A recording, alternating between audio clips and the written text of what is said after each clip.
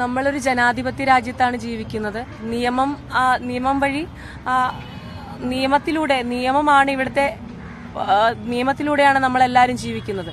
അപ്പം നിയമപരമായി എൻ്റെ എല്ലാ രേഖകളിലും സ്ത്രീയാണ്. എൻ്റെ വോട്ടർ പട്ടിക, ആധാർ, ഇലക്ഷൻ ID എല്ലാ രേഖകളും സ്ത്രീയാണ്. 6 വർഷം മുമ്പ് എൻ്റെ ശസ്ത്രക്രിയയെല്ലാം പൂർത്തിയാക്കി സ്ത്രീയായി തന്നെയാണ് ഞാൻ ജീവിക്കുന്നത്. ഒരു രേഖകളിലും ട്രാൻസ്ജെൻഡർ എന്ന് രേഖപ്പെടുത്തിയിട്ടില്ല. ചില തെറ്റായിട്ടുള്ള പ്രചാരണങ്ങൾ നടത്തിയത് പലർക്കും ഇത്തരത്തിലുള്ള ട്രാൻസ്ജെൻഡർ എന്ന വിഷയത്തെക്കുറിച്ച് അല്ലെങ്കിൽ ആ ട്രാൻസ്ജെൻഡർ എന്ന് പറയുന്ന വിഭാഗത്തെക്കുറിച്ച് കൃത്യമായുമുള്ള അവബോധവുമില്ലാത്ത മനുഷ്യരായിരുന്നു. ഈ ട്രാൻസ്ജെൻഡർ എന്ന് പറയുമ്പോൾ ഒരു വിഭാഗമുള്ള ആളുകളല്ല. അതിൽ ട്രാൻസ്ജെൻഡർ ആയിട്ടുള്ളവരുണ്ട്, മെന്നുണ്ട്, ഫീമെയിലുണ്ട്, സെക്ഷൽ ഉണ്ട്, ഇന്റർസെക്സ് ഉണ്ട്, വിവിധങ്ങളായിട്ടുള്ള തരത്തിലുള്ള ആളുകളുണ്ട്.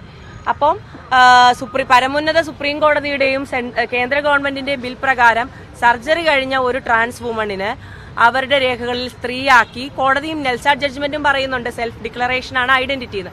അതിനേക്കാൾ ഉപരി ഈ പറയുന്ന ജില്ലാ കളക്ടർ സാക്ഷ്യപ്പെടുത്തുന്ന എന്റെ സർജറിക്ക് ശേഷമുള്ള രേഖകളിൽ പോലും സ്ത്രീ എന്നുള്ള ഉത്തരവ് ജില്ലാ കളക്ടർ ഉൾപ്പെടെയുള്ളവർ നൽകിയിട്ടുണ്ട്. എല്ലാ രേഖകളിലും സ്ത്രീയാണ്. അപ്പം ഈ മറ്റാളുകൾക്ക് ഭയം കൊണ്ടാണ് അവർ ഈ ഓരോ കാര്യങ്ങളും ഈ ഇല്ലാത്ത വ്യാജ പ്രചരണങ്ങൾ നടത്തുന്നത്. ഈ പറയുന്ന മണ്ഡലത്തിൽ ജയിക്കുമെന്നുള്ളത് ഉറപ്പായതുകൊണ്ടാണ്. ഇത് ഇടതുപക്ഷത്തിന്റെ കുത്തക മണ്ഡലമൊന്നുമല്ല. മുൻ കയർ ബോർഡിന്റെ ചെയർമാനും ഇപ്പോഴത്തെ KPCC മെമ്പറുമായ രാജേന്ദ്ര പ്രസാദ് ഏട്ടൻ അവിടെ ജയിച്ചിരുന്നു. അപ്പം അത്രയും നമുക്ക് സ്വാധീനമുള്ള മേഖലയാണ്. അപ്പം ആ മേഖലയിൽ ഞാൻ ജയിക്കുമെന്ന് ഉറപ്പായപ്പോ ഇല്ലാത്ത പ്രചരണങ്ങൾ നടത്തി ഈ നവോത്ഥാനം പറയുന്ന ആളുകൾ, ഇത്രത്തോളം എല്ലാവരെയും ഉൾക്കൊള്ളുന്നെന്ന് പറയുന്ന ആളുകൾ എന്തിനീ നുണക്കഥകൾ പ്രചരിപ്പിക്കുന്നത്? ജനാധിപത്യത്തിൽ വിശ്വസിക്കുന്നുണ്ടെങ്കിൽ ജനാധിപത്യത്തിന്റെ രീതിയിൽ എന്നെ നേരിട്ടാൽ പോരെ. എന്തിൽ ഇത്രത്തോളം മാനസികമായി എന്നെ ബുദ്ധിമുട്ടിക്കുന്നു?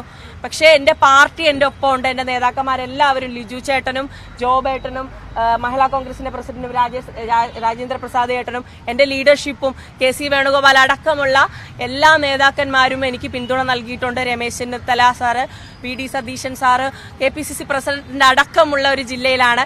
പോരാഞ്ഞിട്ട് ആലപ്പുഴ ജില്ലയുടെ MP ആയിട്ടിരിക്കുന്ന അദ്ദേഹം. എല്ലാവരും പൂർണ്ണ സംരക്ഷണയിലാണ്.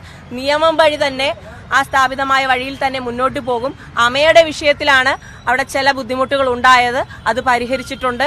കോടതി വഴി അവർക്ക് വേണ്ട നടപടികളും സ്വീകരിച്ചിട്ടുണ്ട്. ഇല്ല,